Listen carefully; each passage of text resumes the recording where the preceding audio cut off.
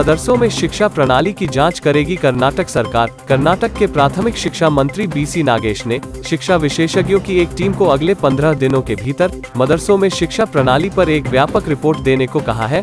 उस रिपोर्ट के आधार पर कर्नाटक शिक्षा विभाग मदरसों में शिक्षा प्रणाली की जांच के लिए एक समिति गठित करने का इरादा रखता है।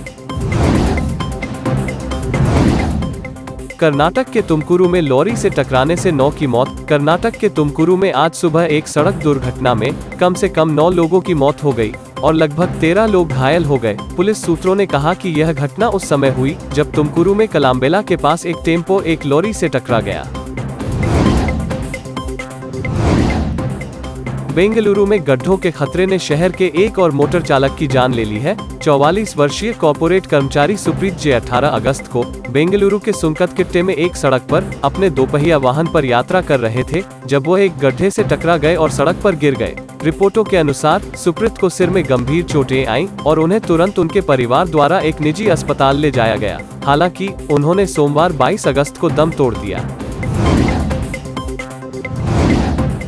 कर्नाटक ने जनवरी से चिकनगुनिया के 1189 मामले दर्ज किए, जबकि चिकनगुनिया से 0 मौतें हुई हैं। आंकड़ों में कहा गया है कि कर्नाटक के 30 जिलों के 781 गांव वायरस के फैलने से प्रभावित हुए हैं। Karnataka power transmission corporation limited भर्ती घोटाला। कर्नाटक पुलिस ने गेस्ट लेक्चरर समेत 3 और को किया गिरफ्तार। अधिकारियों ने कहा कि ताज़ा गिरफ्तारियों के साथ अब तक 12 लोगों को पकड़ा गया है और 4 संदिग्ध अभी भी फरार हैं।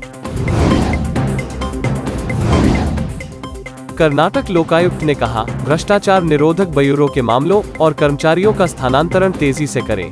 हाई कोर्ट ने मुख्य सचिव को निर्देश दिया था कि वह लोकायुक्त को फैसले की तारीख तक एसीबी द्वारा की जा रही पूछताछ और अन्य कार्यवाही को स्थानांतरित करने के लिए कदम उठाए।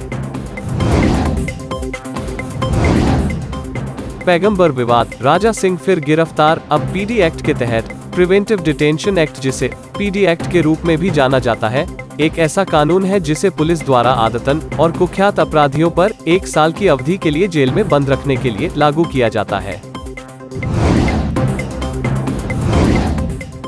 शिवमोग्गा विधायक के.एस. ईश्वरप्पा ने बुधवार को विश्वास जताया कि ठेकेदार संतोष पाटिल की आत्महत्या से संबंधित मामले में उन्हें अदालत से क्लीन चिट मिल जाएगी, जिन्होंने अपनी मौत के लिए तत्कालीन आरडीपीआर मंत्री ईश्वरप्पा को जिम्मेदार ठहराया था।